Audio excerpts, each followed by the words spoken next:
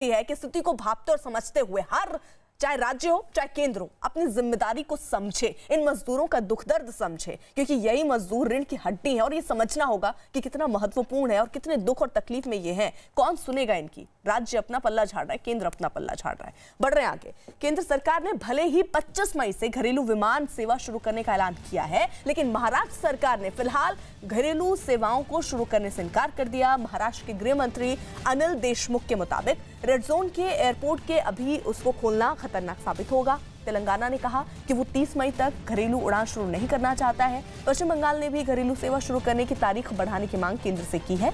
घरेलू विमान सेवा पर छत्तीसगढ़ सरकार की भी नई मांग सामने आई है। छत्तीसगढ़ सरकार ने केंद्र को चिट्ठी लिखकर सभी यात्रियों की जानकारी मांगी और ये सभी यात्रियों जो यात्री पहुंच रहे हैं उनको 14 दिन के लिए क्वारंटीन में रहने की बात कही गई है।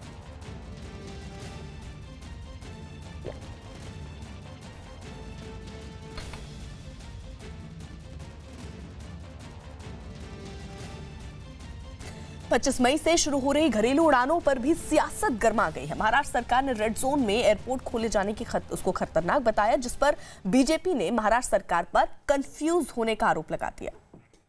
बीजेपी नेता संबित पात्रा ने घरेलू विमान सेवा के मामले में महाराष्ट्र सरकार पर हमला बोला। उन्होंने ट्वीट किया और ट्वीट करके लिखा कि महाराष्ट्र नेतृत्व असमंजस में है।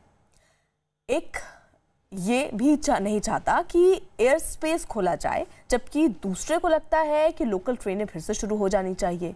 इस भ्रम से हालात कुछ अलग दिखाई देंगे।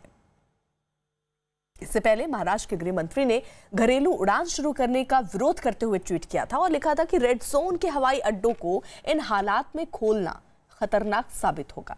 यात्रियों का केवल थर्मल स्क्रीनिंग पूरी तरह अपर्याप्त है। अभी रिक्शा, टैक्सी और बसों को इतनी तादाद में चलाना भी असंभव है। साथ ही किसी पॉजिटिव यात्री को रेड जोन में लाकर वहां के खतरे में बढ़ोतरी करना गलत है।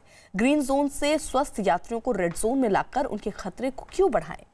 व्यस्त हवाई अड्डे को कोरोना महामारी में सावधानी के साथ चलाने में अत्यधिक मनुष्य बल की जरूरत पड़ेगी, जिससे अपने आप खतरा भी बढ़ेगा।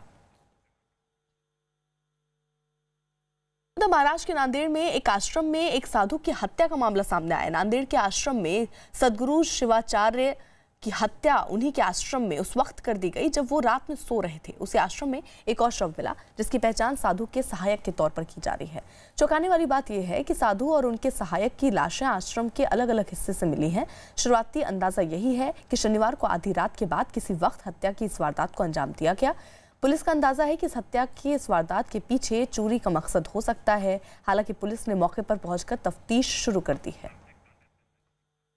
अभिषेक पांडे हमारे साथ हमारे सहयोगी इस वक्त जुड़ चुके हैं। अभिषेक, अभी तक जांच में क्या कुछ सामने आ पाया है? देखिए, जांच में अब तक जो चीजें सामने आई है उसमें कहीं ना कहीं दो चीजें सामने हैं। पहली बात पुलिस कह रही है या तो चोरी की आशंका हो सकती है, और दूसरी बात पुलिस कह रही है या तो फिर इनकी आपसी रंजिश पहले से हो सकती है। लेकिन मामला इतना सेंसिटिव है कि तुरंत महाराष्ट्र के पीडब्ल्यूडी मंत्री अशोक चव्हाण, जो नांदेड़ के गार्डियन मिनिस्टर हैं, उनको ट्वीट करना पड़ा कि इस मामले में कोई राजनीति ना करे और मामले की जांच की जा रही है और पुलिस इस मामले में जल्दी से जल्दी आरोपियों को गिरफ्तार कर लेगी। यानी साफ है कि जिस तरीके से पालघर में हुआ था उस तरीके की चीजें नांदेड़ में ना हो, इसको लेकर के राज्य सरकार गंभीर नजर आ रही है।